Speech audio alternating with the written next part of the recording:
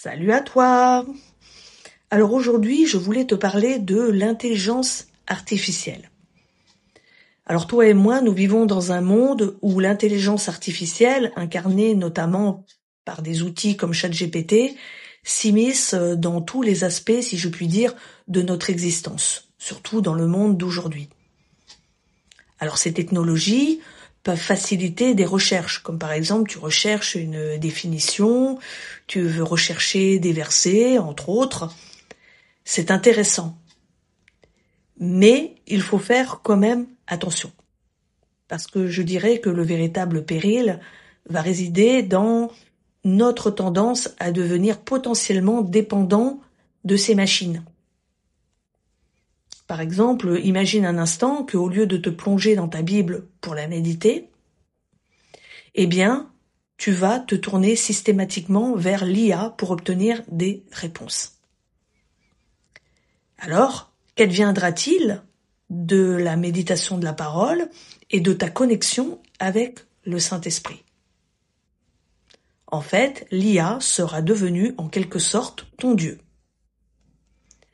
Parce que tu vas t'appuyer sur une intelligence artificielle comme si elle était ton guide spirituel. Et tu ne le verras peut-être pas, mais c'est subtil. Le glissement est subtil. L'intelligence artificielle doit être un outil, mais il faut savoir bien l'utiliser. Et il est crucial que tu puisses comprendre que l'intelligence artificielle ne doit pas remplacer ta relation avec Dieu. Et par exemple, recourir à ChatGPT, par exemple, pour résoudre tes problèmes personnels, qu'ils soient relationnels ou émotionnels, c'est une pente glissante. Cela transforme une simple application en un confident, en un ami virtuel, et un substitut de l'accompagnement spirituel, par exemple. Et cela ne doit pas être ainsi. N'oublie pas que derrière ces technologies se cachent des intentions variées. C'est subtil. Et tu sais que le diable, ce n'est pas pour rien qu'on l'appelle le malin. Il peut, en fait, utiliser l'intelligence artificielle pour te pousser à ne plus avoir une communion avec Dieu. Et donc, l'intelligence artificielle, au lieu d'être un allié, va en quelque sorte devenir un ennemi, si je puis dire. Parce que ça va t'éloigner de ta véritable communion avec Dieu. Parce que tu vas taper sur ton clavier, l'intelligence artificielle va te donner des réponses, tu vas dire « Waouh, c'est génial, ça me donne des réponses à tout ce que je demande et tout ça. » Mais attention à l'effet pervers.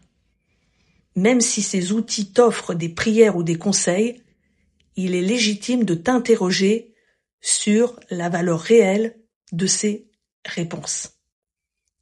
Et de faire attention.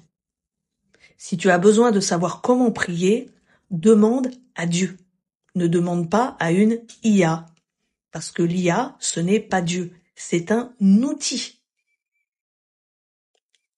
En fin de compte, l'utilisation de l'intelligence artificielle peut être bénéfique pour certaines recherches.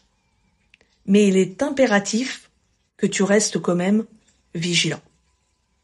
Ne laisse pas ton esprit devenir esclave de cette technologie au point que ça perturbe ta foi. Tu dois utiliser l'intelligence artificielle avec discernement et préserver ta connexion avec Dieu. Bye bye!